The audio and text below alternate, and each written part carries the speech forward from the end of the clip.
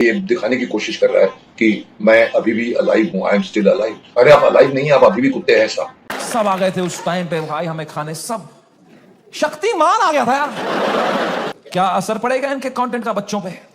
बच्चों का क्या होगा ये कंटेंट देख के? आई डोंट नो तुम में से कितने लोग शक्तिमान एरा में टीवी देखते थे। हर अगले महीने न्यूज आती थी कोई बच्चा शक्तिमान देख के बिल्डिंग से कूद गया। समय रैना ने अपने नए वीडियो में सिर्फ इतना बोला। इस बात पर मुकेश अंकल ने पूरे 19 मिनट 34 सेकंड का वीडियो डाल दिया। मुकेश खन्ना को इन्वॉल्व किया होता तो शायद फिर भी मेरे को बोलने का हक नहीं होता, लेकिन साहब शक्तिमान। अब हम लोग यहाँ ये नहीं कहेंगे कि कौन सही है कौन गलत, हम लोग साइंस के बेसिस पर, साइकोलॉजी के बेसिस पर समझने की कोशिश करते हैं। लेकर आया एक वीडियो जिसमें हंस रहे हैं लोग, तालियां मार रहे हैं लोग।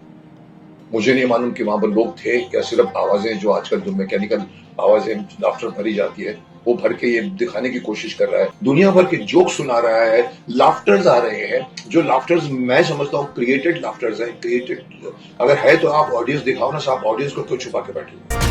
Night falls on the concrete, another soul I gotta break. From the shadows, watch the court, vigilante for the sport. Yeah, they call me the dark. अब जैसे मुकेश अंकल ने कहा कि वहाँ कोई ऑडियंस नहीं थी, समय ने फेक साउंड इफेक्ट्स यूज किए हैं। इसको सिर्फ डिल्यूजन कहना ठीक नहीं रहेगा। अंकल ने शक्तिमान की सिंबॉलिक आइडेंटिटी को पर्सनल आइडेंटिटी से मर्ज कर लिया है। इसलिए जब भी कोई शक्तिमान के लिए कुछ बोलता है आप नहीं लड़ सकते आप शक्तिमान से, तो वो इनके लिए ईगो थ्रेट हो जाता है। और ईगो को प्रोटेक्ट करने के लिए इन्होंने डिफेंस में समय को बोल दिया कि वो सोसाइटी को बिगाड़ रहा है, बट खुद अपनी वीडियो में कुत्ता, साला जैसे वर्ड यूज करके अपना अग्रेशन प्रोजेक्ट कर दिया। फिर से वही कुत्ता फिर से आकर बता रहा है कि देखो देखो मेरी दुम अभी भी वही की वही टेढ़ी है। उसको अपनी टेढ़ी दुम के ऊपर फख्र है। देख साला तू अभी भी वही का वही है। साल 1975 का ली रॉस और मार्क लेबर का एक एक्सपेरिमेंट समझते हैं। सिंपल सा सेटअप बनाया, पार्टिसिपेंट्स को 2 ग्रुप्स में डिवाइड किया और उनको बोला कि हम आपकी फेक सुसाइड नोट डिटेक्ट करने की एबिलिटी टेस्ट कर रहे हैं। और एक ग्रुप के सभी लोगों को फीडबैक दिया कि तुमने 25 में से 24 फेक लेटर्स डिटेक्ट कर लिए। दूसरे ग्रुप के सारे लोगों को फीडबैक मिला कि तुम 25 में से सिर्फ 10 ही डिटेक्ट कर पाए। यहाँ बिलीफ फॉर्मेशन हो गई। ग्रुप ए वालों को लगने लगा कि वो लोगों को बहुत अच्छे समझ लेते हैं। ग्रुप बी वालों का बिलीफ बन गया कि ये काम मेरे बस का नहीं है। इसके बाद सच रिवील किया गया। दोनों ग्रुप्स के लोगों को बता दिया कि जो फीडबैक तुम्हें मिला था वो रैंडम था और फेक था, जिससे उनका बिलीफ न्यूट्रल हो जाए। बट इस एक्सपेरिमेंट का रिजल्ट ये था कि जिसका जो बिलीफ बन गया था वो चेंज नहीं हुआ।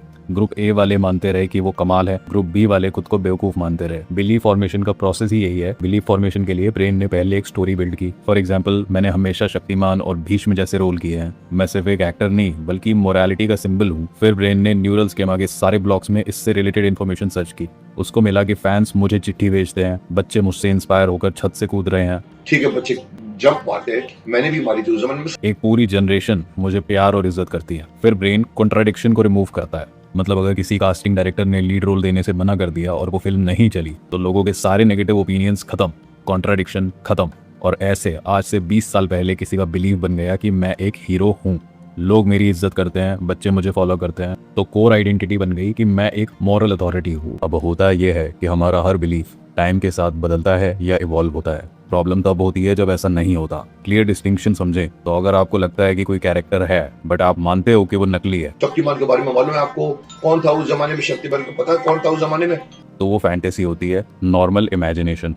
नेक्स्ट लेवल होता है जब आप खुद को इमोशनली स्टेबल करने के लिए एक बिलीफ को साथ रखते हो। मैं तो अगर अपनी तरफ से अगर बोलूं, शक्तिमान की तरफ से बोलूं, गधे पे बिठाकर मुंह काला करके। इसको कहते हैं इमोशनल कोपिंग। फिर होता है डिल्यूजन, जब आप मानते हो और कहते हो कि ये कैरेक्टर रियल है। शक्तिमान से कौन लड़ सकता था? नहीं लड़ सकते आप शक्तिमान से, फिर भी आप लड़ने की कोशिश कर रहे हो, फिर भी आप बेहूदगी कर रहे हो। और हाईएस्ट और सबसे बुरा लेवल होता है जिसमें आपको वो कैरेक्टर दिखने लगता है। हो सकता है कुछ लोग तो देखकर बेहोश हो जाएंगे।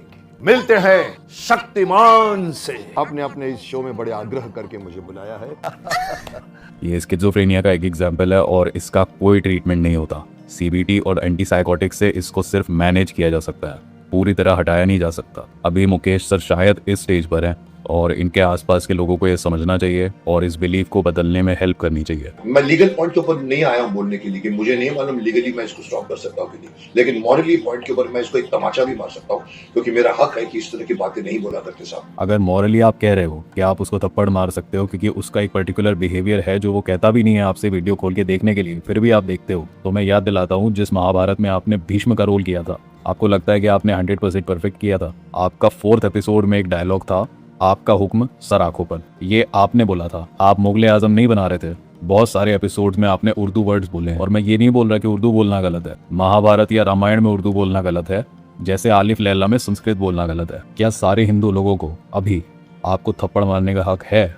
अगर नहीं तो क्यों नहीं? मुझे शिकायत है कि इस तरह की वीडियो को आपने एक दिन के अंदर 1.5 मिलियन व्यूअर्स कहां से आए? सर, मैं इशारा नहीं कर रहा कि व्यूअर्स क्रिएट किए गए हों, सिर्फ बहुत